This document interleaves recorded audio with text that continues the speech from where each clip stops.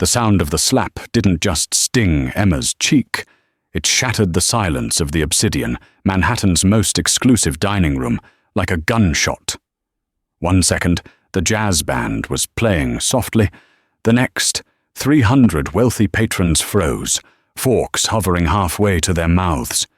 Tiffany St. Clair, the woman who had just struck her, stood there with a triumphant sneer, her diamond ring catching the light. She thought she was putting a clumsy waitress in her place.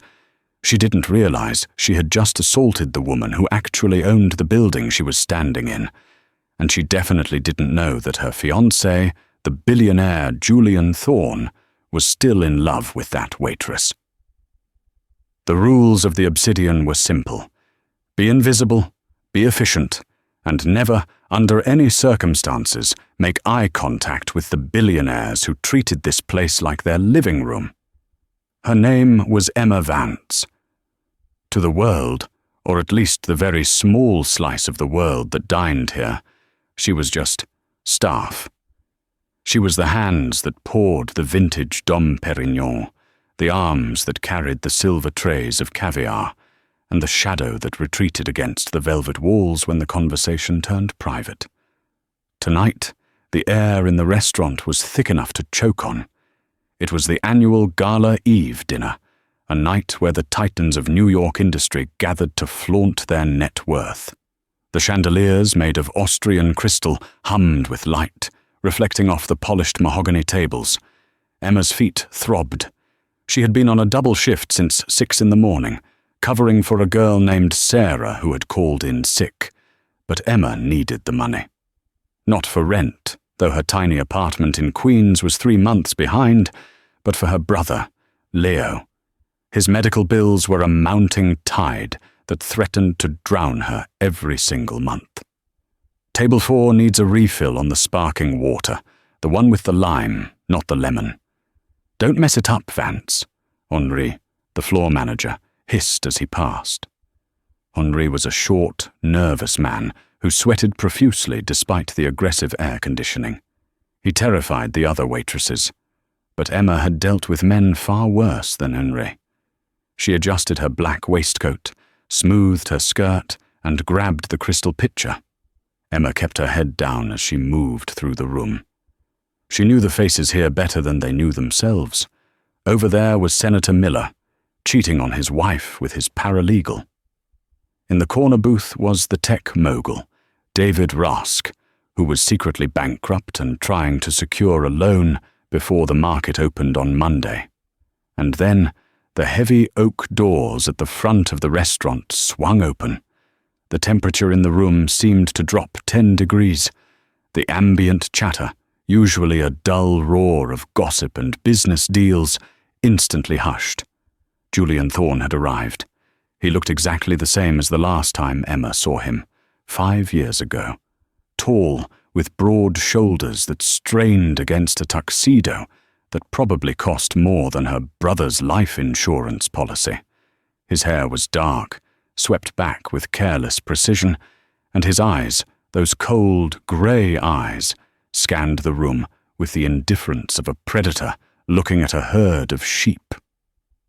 Julian Thorne, CEO of Thorne Enterprises, the man who bought companies just to dismantle them, the man who had once whispered promises into Emma's ear under the willow tree at her father's estate in the Hamptons, before the crash, before her father was framed for embezzlement, before the Vance name became poison in this city and Emma had to fake her own disappearance to keep Leo safe from the loan sharks. But Julian wasn't alone. Hanging on his arm, wearing a dress made of crimson silk that looked like a fresh wound, was Tiffany St. Clair. Emma felt bile rise in her throat. Tiffany, the woman who had been her best friend in boarding school, the woman whose father had testified against hers. She was laughing, her head thrown back, exposing a long, elegant neck adorned with a necklace Emma recognized instantly. The Star of Azure, a blue sapphire pendant surrounded by diamonds. It was Emma's mother's necklace, the one that had gone missing the day the FBI raided their home. Emma's grip on the water pitcher tightened until her knuckles turned white. Seeing Julian was painful, like pressing a bruise.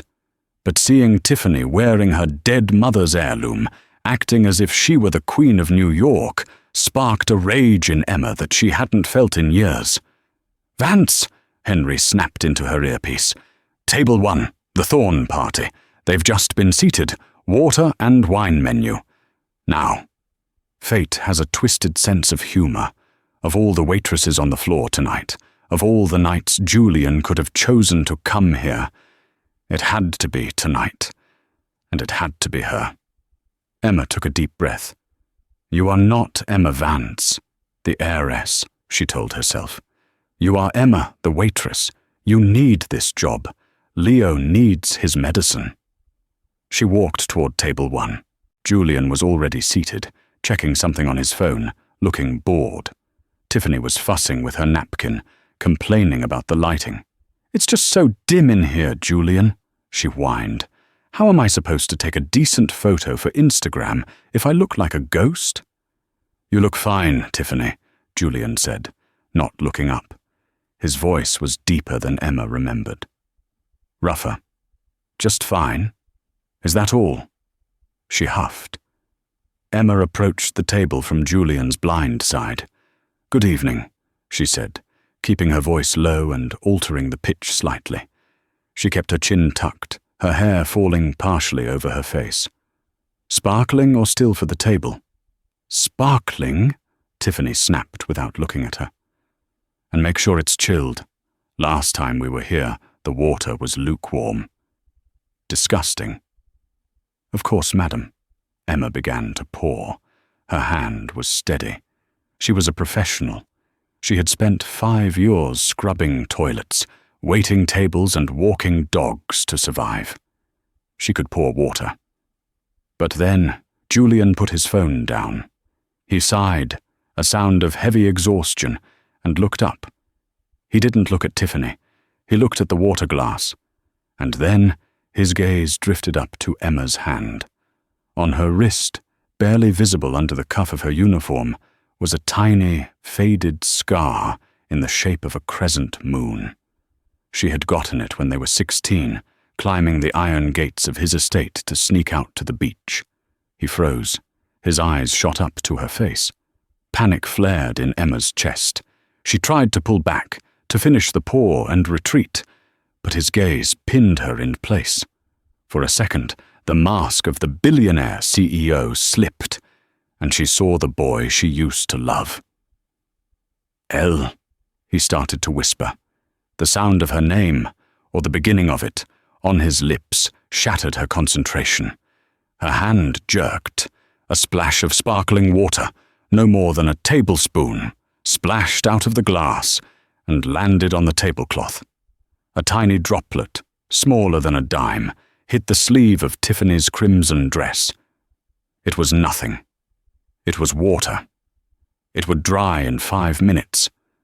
But you would have thought Emma had thrown acid in her face. Tiffany gasped. It was a theatrical, high-pitched sound that drew the attention of the 3 tables nearest to them. She jumped up from her chair, knocking her cutlery onto the floor with a loud clatter. "You idiot!" she shrieked. "You clumsy, stupid idiot! Look what you did!" She frantically brushed at the tiny wet spot on her sleeve, which was already disappearing. "This is vintage Dior. Do you have any idea how much this costs? It's worth more than your entire life." "I am so sorry, Mom," Emma said quickly, grabbing a cloth napkin to help her. "Let me get some club soda. It will come right out." "Don't touch me!"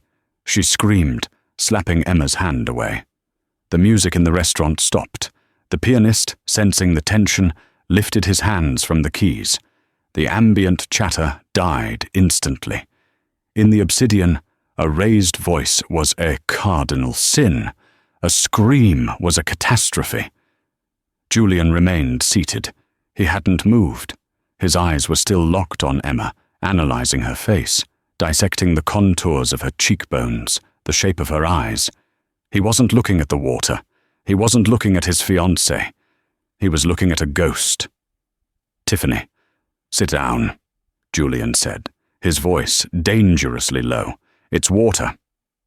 "It's not just water, Julian. It's incompetence." Tiffany turned her fury back to Emma. Her face was flushed, her eyes manic. She needed this drama. She thrived on belittling people she considered beneath her because it made her feel tall. "You ruined our engagement dinner." "I can bring the manager," Emma started, trying to de-escalate. "Oh, you will bring the manager," Tiffany spat. "And then you're going to get out of my sight. You shouldn't be working here. You shouldn't be working at a truck stop." She stepped closer to Emma. She smelled of expensive jasmine perfume and white wine. Emma saw the star of azure necklace swinging around her neck. Up close, she could see the tiny chip in the sapphire on the left side, a chip Emma had made when she dropped it on her 10th birthday. It was definitely her mother's. "Where did you get that necklace?" The words left Emma's mouth before she could stop them. It was a mistake, a huge mistake. But the injustice of it, the woman who helped destroy her family wearing the last piece of her mother, broke her resolve. Tiffany blinked, taken aback by her audacity. "Excuse me?"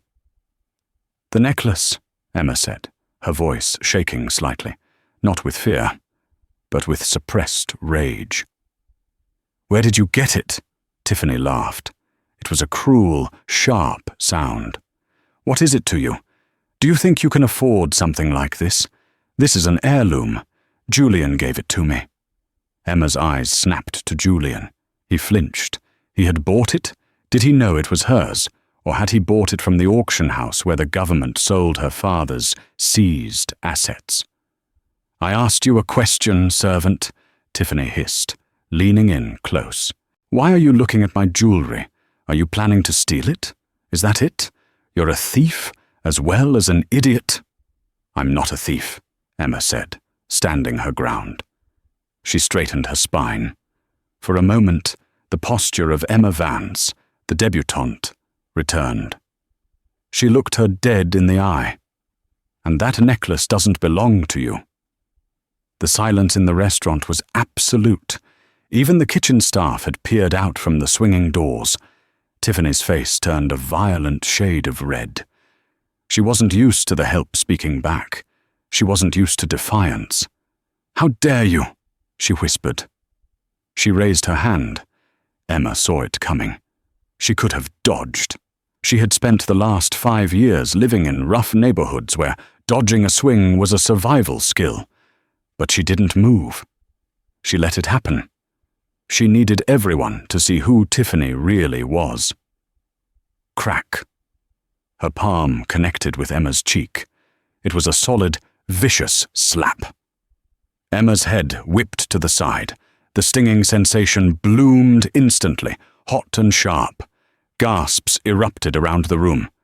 Someone dropped a glass. Emma slowly turned her head back to face her. Her cheek was burning, likely leaving a red handprint. She tasted a tiny bit of copper, blood from where her tooth had cut the inside of her lip. Tiffany stood there, chest heaving, hand still raised, looking momentarily satisfied. But then she looked around. She expected applause. She expected the other wealthy patrons to nod in solidarity, agreeing that the clumsy waitress deserved it. Instead, she saw shock. She saw disgust. Even in this circle of elites, you didn't hit the staff. It was gauche. It was a loss of control. It was weak. "You," Tiffany stammered, realizing the room had turned against her. "She insulted me, Julian. Did you hear her?" Julian slowly stood up. He rose from the chair like a dark thundercloud unfolding. He was 6'3", and in that moment, he seemed to fill the entire room.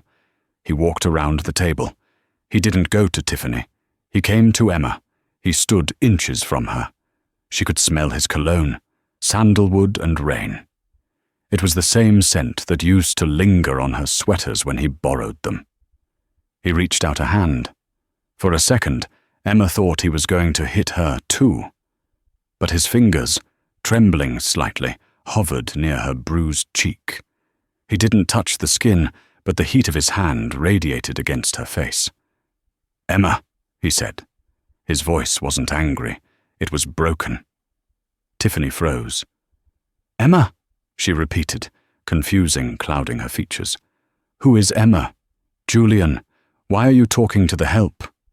Julian ignored her.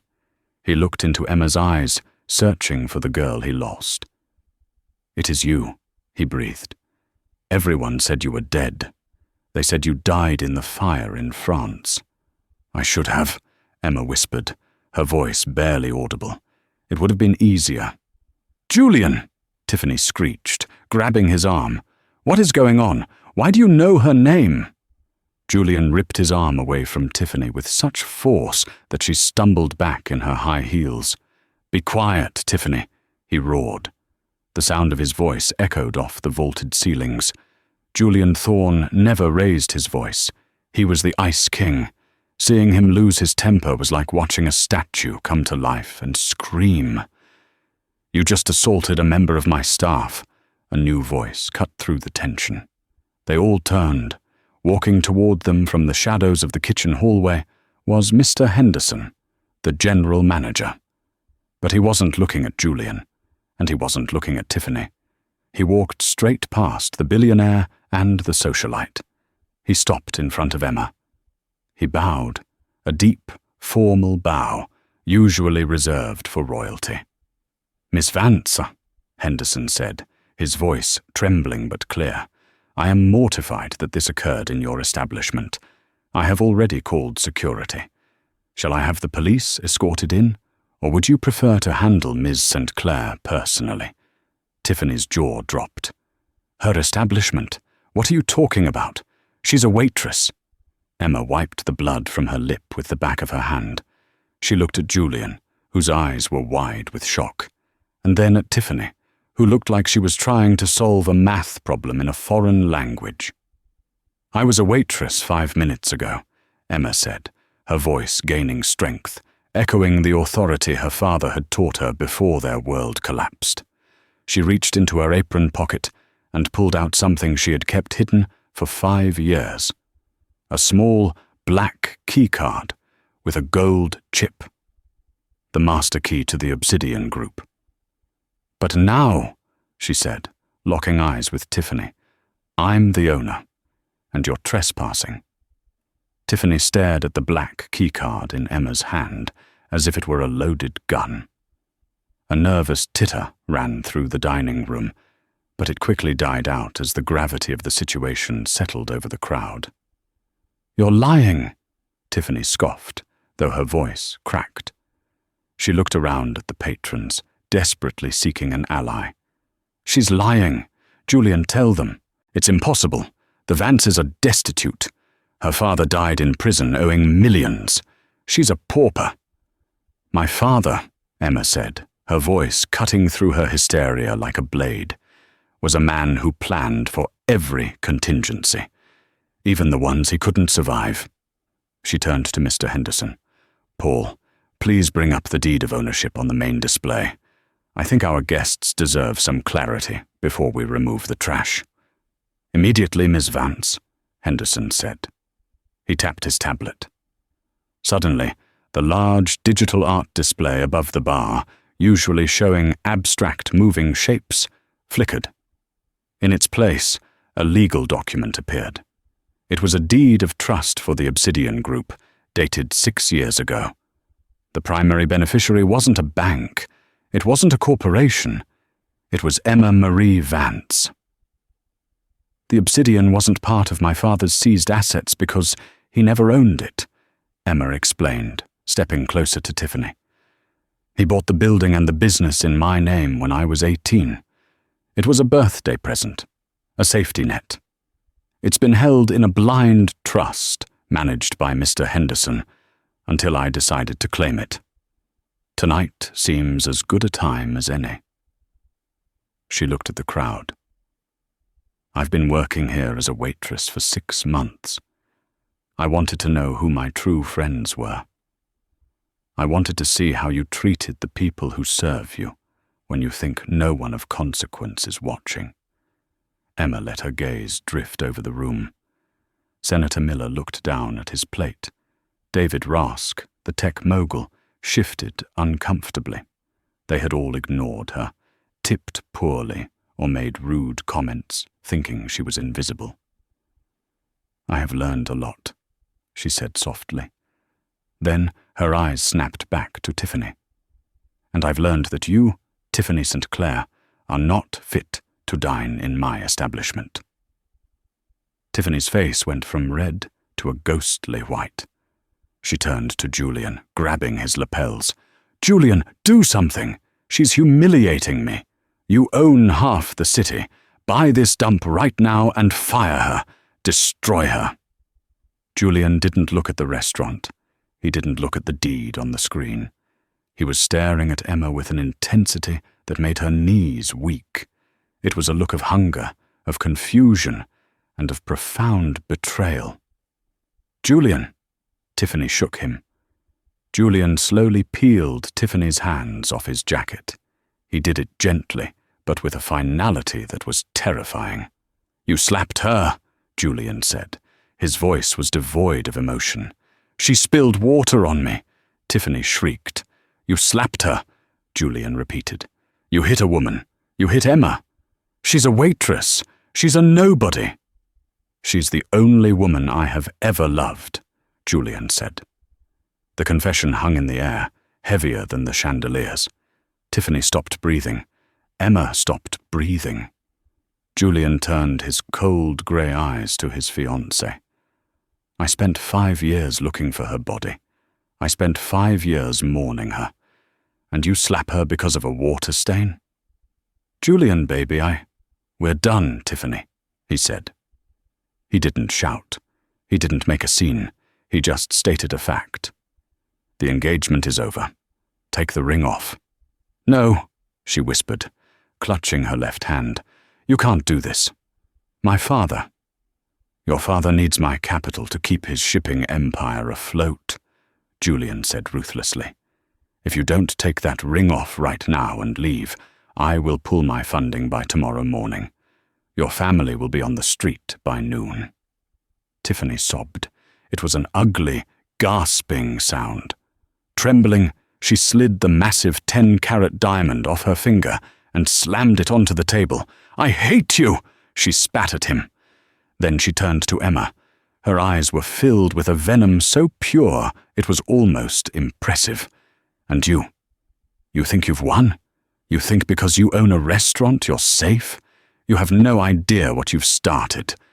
You should have stayed dead, Emma." "Get out," Emma said. Mr. Henderson signaled.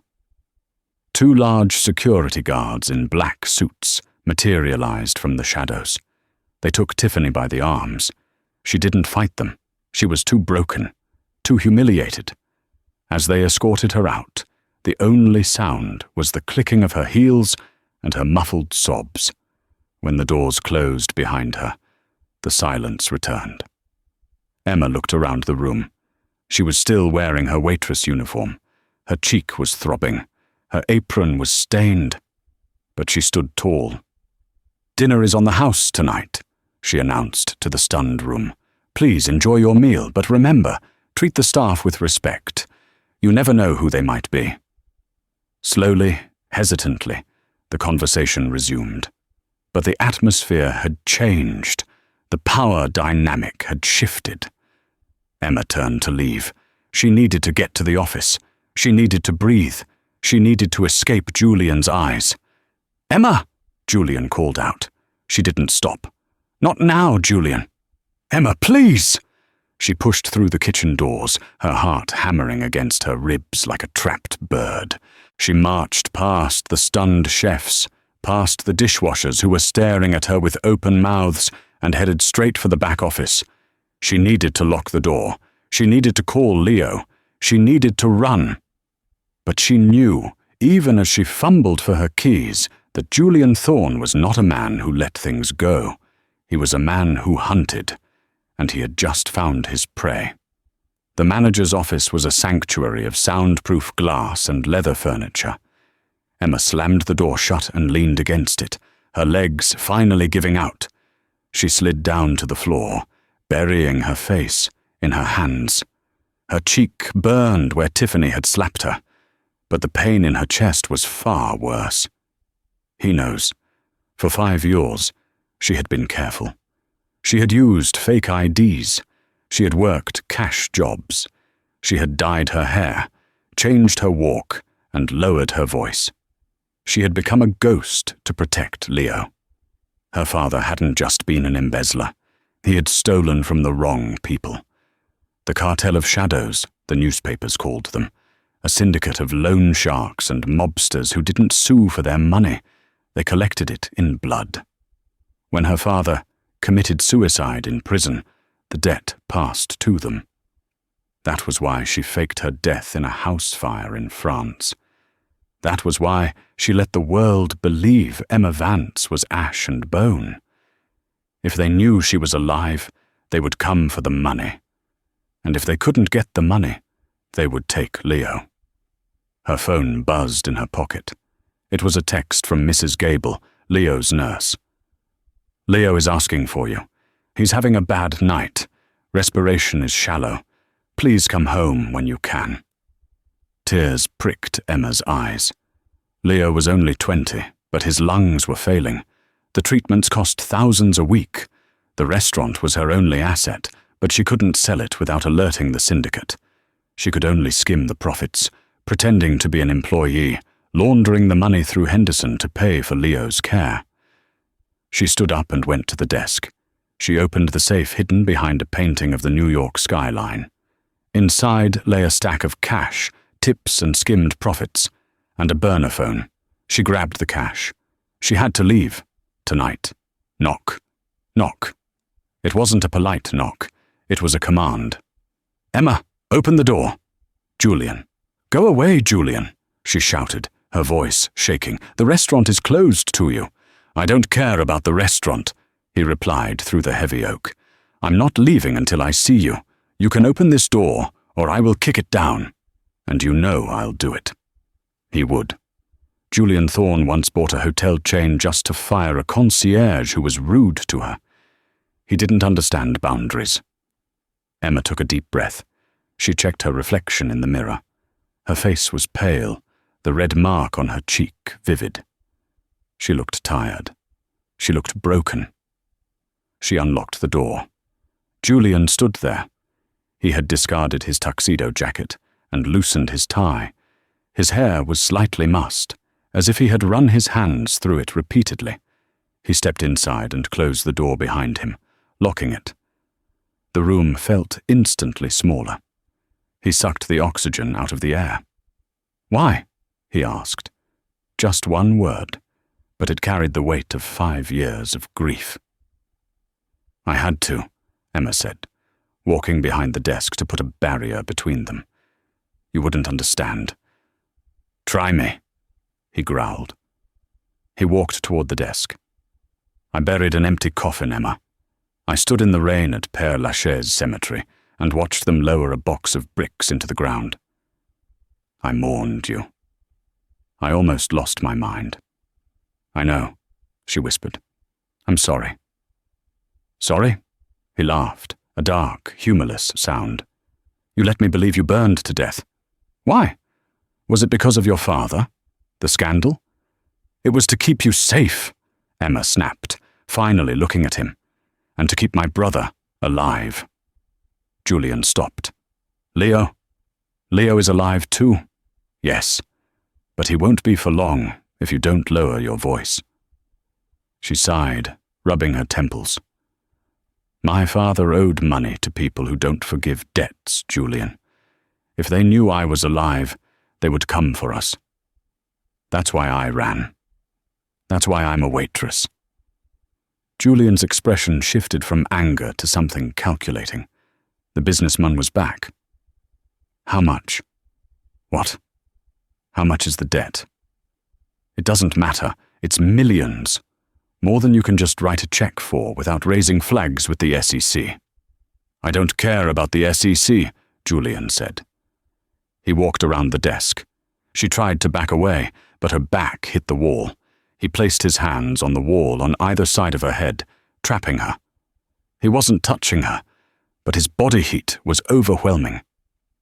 "I have missed you every single day," he murmured, leaning down. His grey eyes searched hers. "I tried to replace you. I tried to hate you. But the moment I saw that scar on your wrist, it all came back." He reached out and gently traced the red mark on her cheek with his thumb. His touch was electric.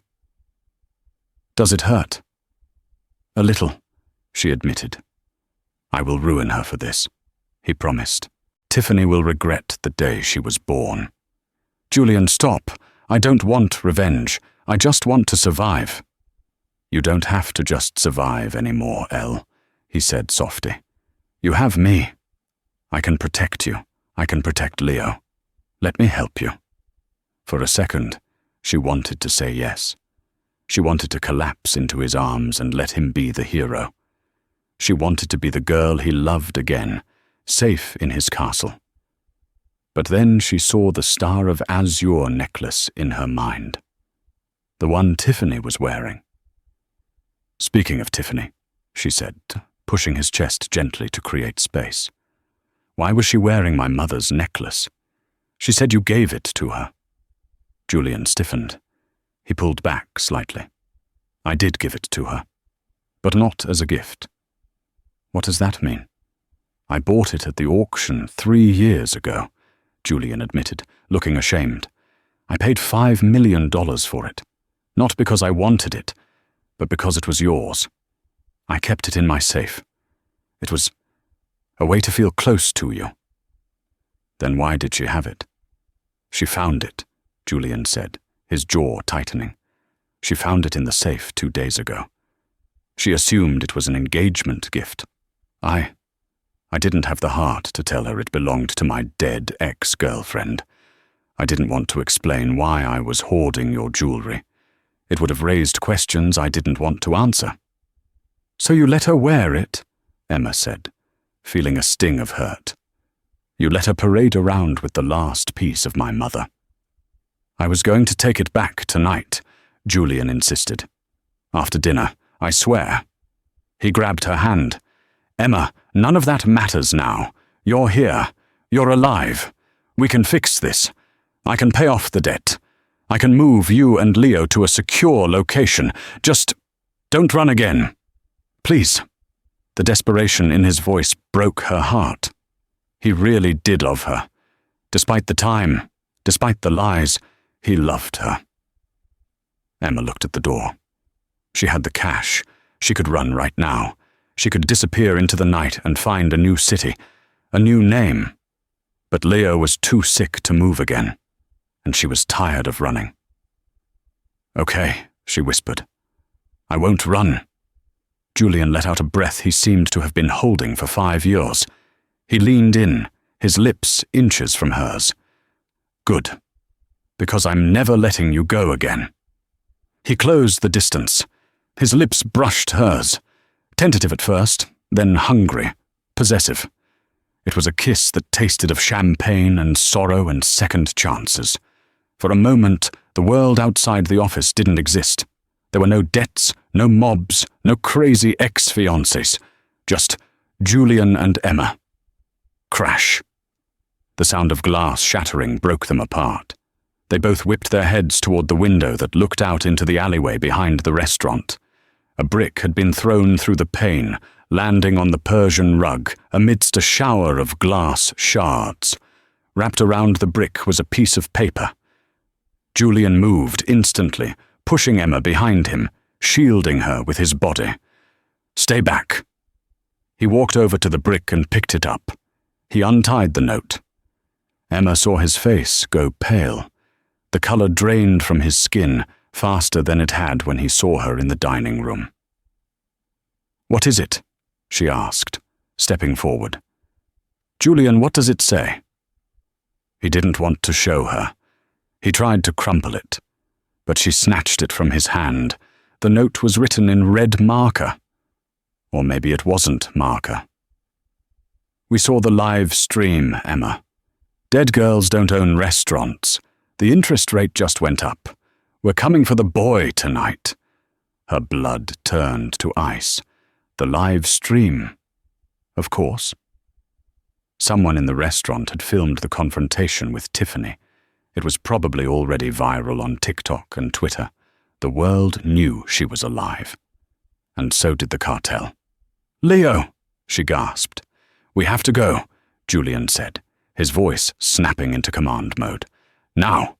He grabbed her hand, and they ran. Not out the front door, but into the night, straight into a war she had been trying to avoid for half a decade. The engine of Julian's Aston Martin roared like a dying beast as they tore down the FDR drive. The city lights blurred into streaks of neon violence outside the window, but Emma's eyes were glued to the phone in her lap, watching the tracking dot of the nurse's phone at her apartment. "Faster," she urged, her nails digging into the expensive leather of the passenger seat. "Julian, they're going to get there before us." "I'm doing 110, Emma," Julian said, his knuckles white on the steering wheel. He swerved seamlessly around a taxi, ignoring the blaring horn. "Talk to me. Who is the contact? Who leads the cartel now?" "A man named Marco Silas," Emma said, the name tasting like ash in her mouth. "He took over after my father died. He's not a businessman, Julian. He's a butcher. He doesn't care about the money as much as the reputation. If someone owes him, and they hide, he makes an example of them." Julian's jaw tightened. "He won't touch you. And he won't touch Leo." We exited the highway, the tires screeching as we plunged into the dark, potholed streets of Queens. This was a different world from the gilded cage of the Obsidian. Here, the streetlights were broken, and shadows stretched long and menacing between the crumbling brick tenements. "Turn left here," Emma instructed. "Third building on the right, the one with the boarded-up windows on the first floor." Julian slowed the car, his eyes widening slightly as he took in the squalor. "You've been living here?" he asked, his voice thick with pain. "For 5 years." It was cash only, no questions asked. He parked the car halfway onto the sidewalk. Before the engine even died, Emma was out of the door. "Wait for me," Julian commanded, reaching under his seat. He pulled out a handgun, a sleek, black 9mm. Emma stared at him. "You have a gun?" "I'm a billionaire in a city that eats the rich, Emma. I have a permit, and I have enemies. Let's go." They sprinted up the stairs. The elevator had been broken since 2019. The smell of stale beer and mildew filled the stairwell. Emma's heart hammered against her ribs, a frantic rhythm of terror. "Please let him be safe. Please!" They reached the 4th floor, apartment 4B. The door was slightly ajar. Her blood ran cold. "No," she whispered. She pushed the door open. "Mrs. Gable?" The apartment was trashed. The meager furniture she had, a second-hand sofa, a wobbly table, was overturned. The lamp was smashed on the floor. "Leo!" she screamed, rushing toward the bedroom. She burst into the small room where her brother spent his days. The medical equipment was still humming. The ventilator was hissing rhythmically, but the bed was empty. Mrs. Gable, the elderly nurse, was sitting on the floor in the corner, sobbing, holding a towel to her bleeding head. "They took him," she wept, looking up at Emma with terrified eyes. "Emma, I tried to stop them. There were 3 of them, big men. They disconnected the tubes. He was struggling to breathe." "Who?" Julian demanded, stepping into the room, his gun lowered but ready. "Who took him?"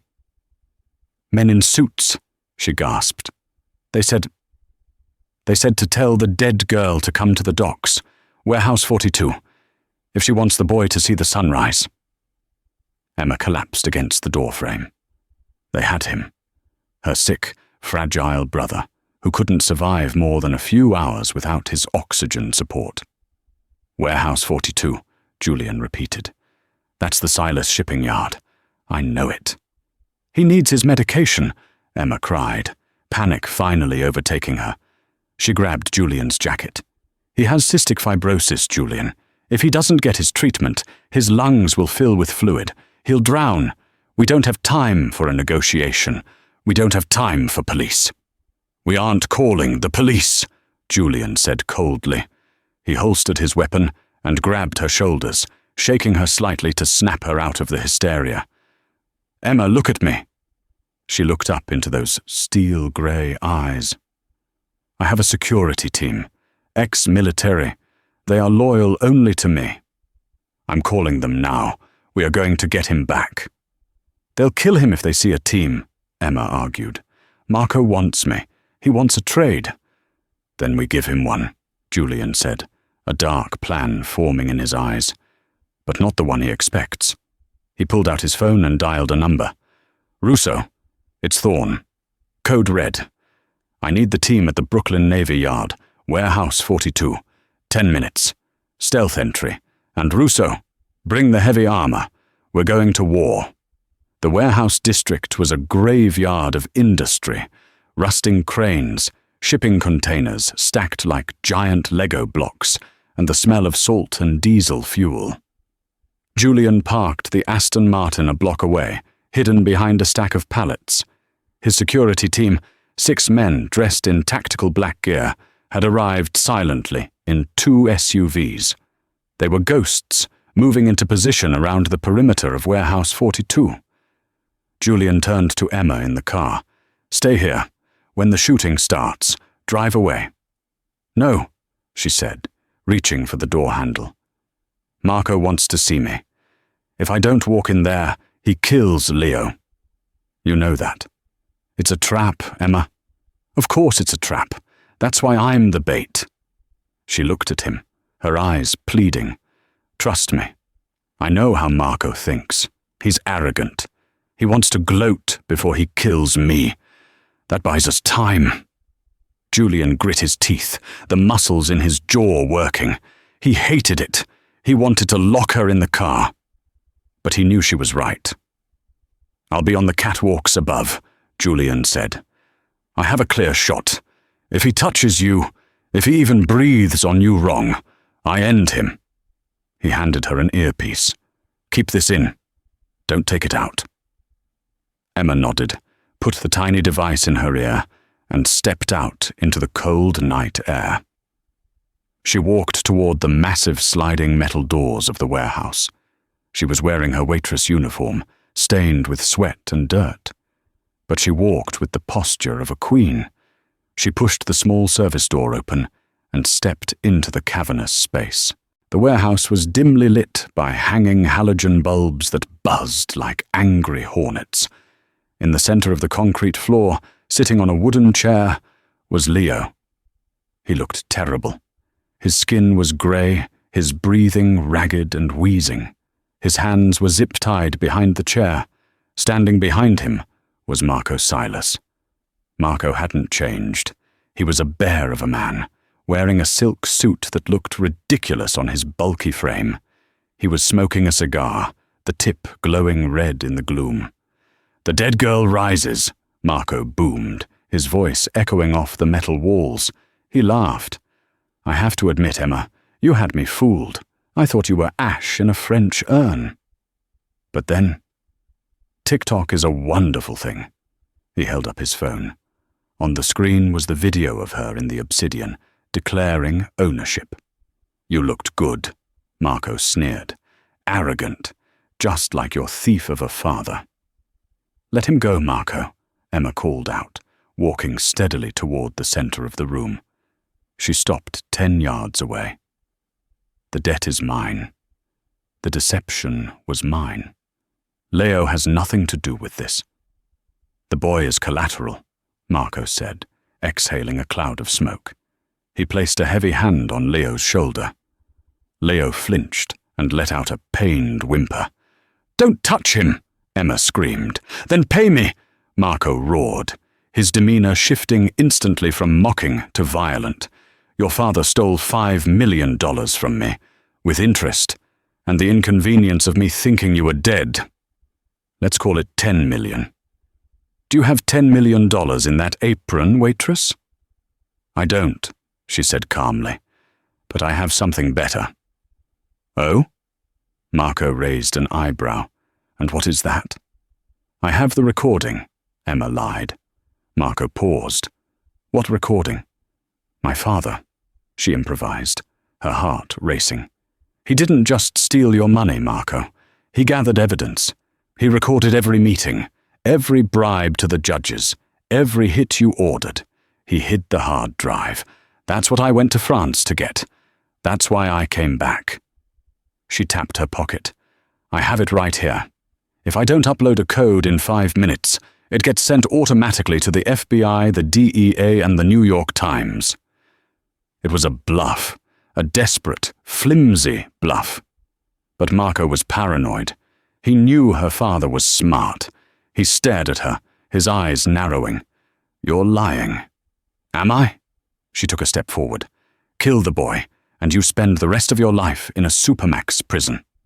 Let him go, and I give you the drive. We call it even. Marco hesitated. For a second, the silence stretched, taut as a violin string. Then, a slow clap echoed from the shadows. Bravo, a female voice said. That was almost convincing, Emma. Truly. You almost had him. Emma's stomach dropped. She knew that voice. Stepping out from behind a stack of crates was Tiffany St. Clair. She was still wearing her red dress, though it was torn at the hem. Her makeup was smeared, her eyes wild and manic. Tiffany? Emma breathed. What are you doing here? She's the one who called us. Marco grinned, relaxing. She's the one who told us where the boy was. And she's the one who told us that your father never recorded anything because he was too terrified of me to even speak. Tiffany walked over to Marco, looking at Emma with pure hatred. You took everything from me tonight, Emma. My fiancé, my reputation, my future. Did you think I would just go home and cry? She looked at Marco. She's bluffing. Kill them both. Julian will pay you whatever you want to keep it quiet. Julian isn't paying anyone, Marco said. He pulled a gun from his waistband and pointed it at Leo's head. The bluff is over. Say goodbye, Emma. Drop it! Julian's voice thundered from the catwalks above. Before Marco could react, a gunshot rang out. Bang! Marco screamed as a bullet tore through his hand, sending his gun skittering across the floor. Now! Julian yelled into the comms. Glass shattered as the skylights above exploded inward. Julian's security team rappelled down on lines, descending like black angels of death. Get Leo! Emma screamed, running forward. Chaos erupted. Marco's henchmen, men she hadn't even seen hidden in the shadows, opened fire. The warehouse turned into a strobe light of muzzle flashes. Emma dove toward Leo, sliding on the concrete. She reached his chair just as bullets sparked off the floor around them. Emma, Leo wheezed, his eyes rolling back. Can't breathe. She fumbled with the zip ties, her fingers slick with sweat. I've got you, Leo. Stay with me. Julian was on the ground now, moving with lethal precision. He shot 2 men who were rushing Emma, dropping them instantly. He reached them, pulling a knife to slash Leo's bonds. Go! Julian shouted, hauling Leo up. He threw her brother's arm over his shoulder. The van is at the back, loading dock. They ran. The sound of gunfire was deafening. Suddenly, Tiffany stepped into their path. She was holding Marco's dropped gun. Her hands were shaking uncontrollably, but she was pointing it straight at Emma's chest. You ruined my life, she screamed, tears streaming down her face. You aren't leaving. Tiffany, put the gun down, Julian roared, stepping in front of Emma and Leo. Don't do this. You chose her, Tiffany shrieked. You always chose her. She squeezed the trigger. Bang! Emma flinched, expecting the burn of a bullet, but she didn't feel it. Julian jerked back violently. He stumbled, clutching his shoulder. Blood instantly blossomed on his white shirt. a dark red flower spreading fast. "Julian!" Emma screamed. Tiffany looked at the gun, stunned by what she had done. In her moment of shock, one of Julian's security guards tackled her, knocking the weapon away and pinning her to the ground. "Get him out," Julian grunted, his face pale, sinking to one knee. "Get the boy out. I'm not leaving you." Emma grabbed his good arm, pulling him up with strength she didn't know she had. "We go together! Move!" We burst through the back doors into the cool night air. The black van was waiting, engine running. They shoved Leo into the back seat. Emma helped Julian in, his blood soaking her hands. "Drive!" she yelled at the driver. "Hospital, now!" As the van screeched away, leaving the sounds of the battle behind them, she pressed her hands against Julian's wound. "Stay with me," she sobbed, looking at his face. He was fading, his eyes losing focus. "I told you," he whispered, a faint smile touching his lips. "I'd never let you go. Again." His eyes closed. "Julian. Julian." The van sped into the night, carrying a dying billionaire, a suffocating boy, and the waitress who loved them both, toward an uncertain dawn.